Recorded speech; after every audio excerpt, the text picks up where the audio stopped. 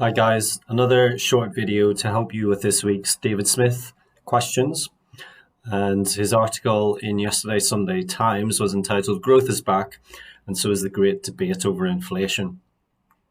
So you'll be familiar in your economic studies with a number of trade-offs in the economy. One of the particular trade-offs that we tend to look at and focus upon is the relationship between a growing economy whereby unemployment is falling, and as a consequence, whether or not that leads to upside inflation, and as a consequence, inflationary pressures building in the economy. If you've been reading the press lately, particularly what's going on in the United States of America, you'll know that as a consequence of President Biden's intervention and stimulus into the economy, there now are growing concerns among certain commentators about the upside inflationary pressures that are beginning to bear down on the US economy and what the likely impacts might be in terms of the speed of any recovery that's taking place. So hence it's quite a topical point for David Smith to be covering this week. So first of all, define inflation. Generally speaking, we would refer to that as a sustained rise in the price level over a given period of time, usually 1 year. And as you know, of course, it's measured by the CPI, the Consumer Prices Index in this country. And at the moment, we are looking at a CPI number of 0.7%. Question 2, the Bank of England target for inflation is 2%. Explain why the target is not 0%. So if you look around most developed economies where they have these targets for inflation, you will find that the general consensus is in and around the 2% mark. So it's just interesting to think about, well, why is it not 0%? If prices are rising by 2%, why do we want prices to be rising by 2%, and why don't we consider a 0% target? So I think the first thing to be aware of course, is why we have a target for inflation in the first place. So inflation is generally damaging to the economy. It erodes confidence, stifles investment, which subsequently stifles growth. And therefore, it's important that any well-managed economy keeps control of one of its key macro objectives of inflation. Remember that in the UK, we have this symmetrical target. So the target is 2%, but it's symmetrical. It's 1% symmetrical. So 1% under, which would be 1%, obviously, or 1% over, which would be 3%. Anything within that range is considered within the target set by the Bank of England. And if everything's within target, then nothing needs to happen there. If it falls outside of that target, then of course the Governor of the Bank of England, Andrew Bailey, has to write some sort of explanation to the Treasury and the Chancellor. Okay, so why not 0%? Well, 0%, as you know, would be therefore veering very close to minus numbers in terms of a negative inflation rate, or deflation as we refer to. And you may or may not know that deflation is it's actually more damaging than inflation in many cases. Deflation means that prices will be falling, and you think to yourself, well, that's great, isn't it? But actually, if you think that prices next month will be cheaper than they are this month, and then you get to next month and we've still got deflation, so you wait another month. So what happens is that people just postpone their purchasing plans, and nothing is sold in shops and businesses, and consequently, if you're not selling anything, you don't need to employ people to manufacture them. And so very quickly, deflation can have a very damaging negative impact on output and growth in an economy. Secondly, again, thinking about the 0% target, why 2 rather than 0? Well, we know that with growth, generally speaking, we're going to have some type of upside inflationary pressure, and therefore, there's a sort of consensus here that if you allow growth and reasonable sort of levels of growth kind of within trend, then you should be able to manage an inflation target of 2%. So you should be able to have X% of real GDP growth alongside a certain value of inflation, which in this instance is considered to be kind of the acceptable level of 2%. So it should allow for that expansion of the economy without price levels getting out of control.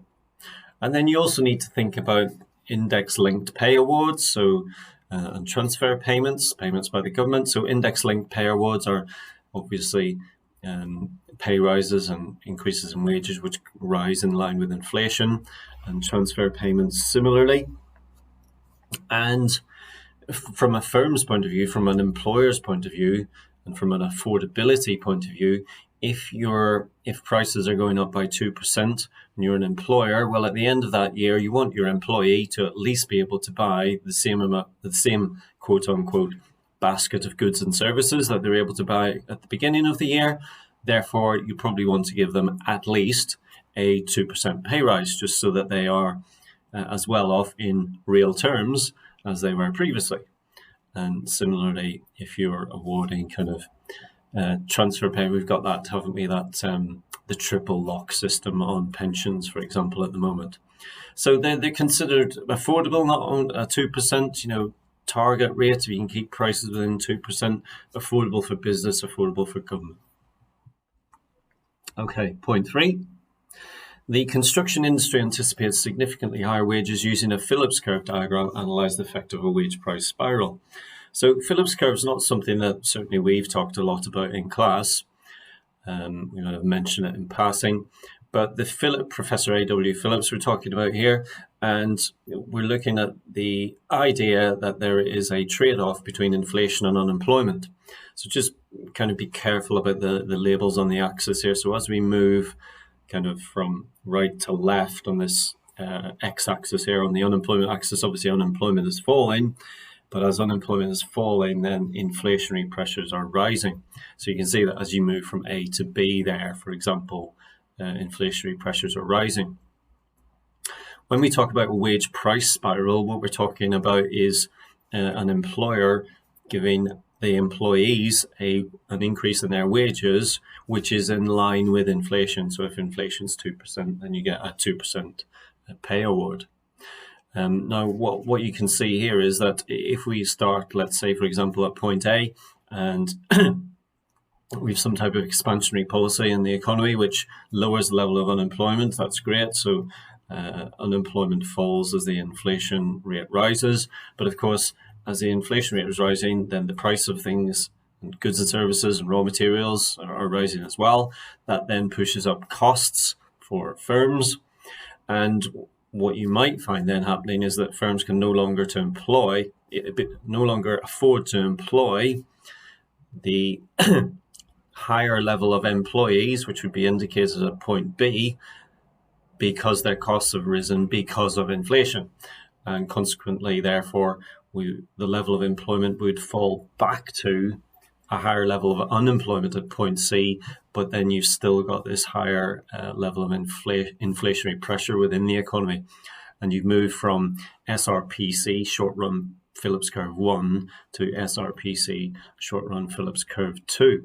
And you can see this process in your mind's eye. I haven't drawn it here, but you can see this process kind of continuing A, B, C, then you go C, D, E, E, F, G, and so you get this spiraling effect upwards. Question 4.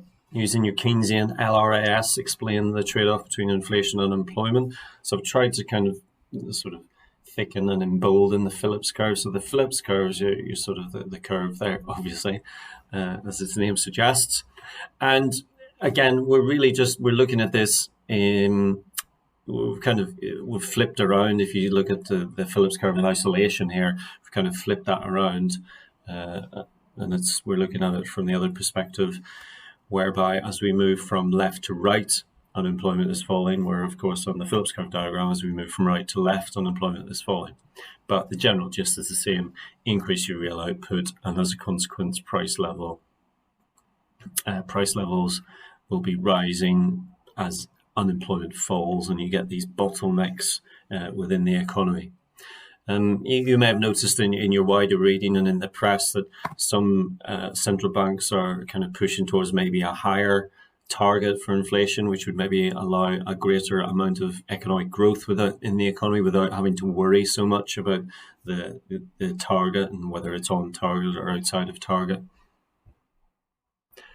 And question 5. inflation forecast for the coming year very widely. So this is taken from David Smith's article.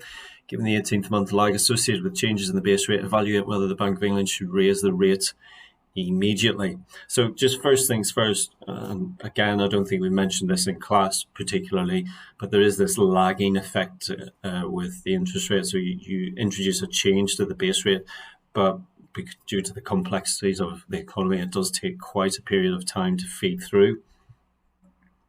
I've lifted this chart from the February 2021 Bank of England inflation report, and this is one of their fan charts. Anyone who's had experience of the Target 2.0 competition in the past, you'll be very familiar with these. But you can see here you can see the solid line there, which is the historic inflation numbers, CPI numbers, and then you've got a fan chart.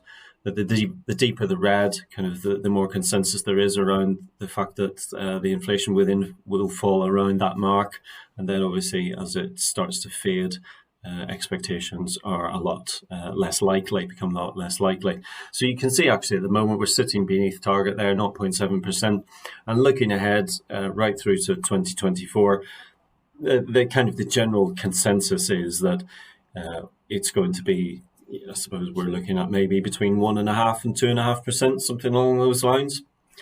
So some things you might want to think about in terms of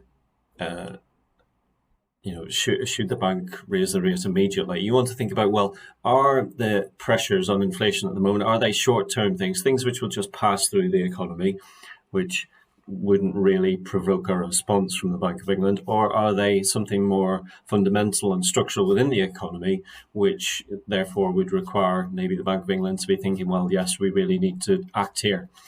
And of course, the things which David Smith cites in his article, particularly this week, are Brexit concerns with trade, supply side issues, not only associated with Brexit, but obviously also associated with kind of semiconductors. We had the Suez Canal incident, of course, and that's still feeding through into the economy. And also the fact that as the economy opens up now, there's a lot of pent-up demand in the economy. We've talked about the savings ratio in previous kind of episodes, and lots of people willing to buy, and of course that's going to boost demand. So you need to kind of look at each of these factors. Are they short-term? Are they long-term? Are they going to last? Are they temporary pass-through things which the Bank of England can kind of acknowledge but glance over and then come to some sort of reasoned conclusion? Okay, ladies and gents, goodbye.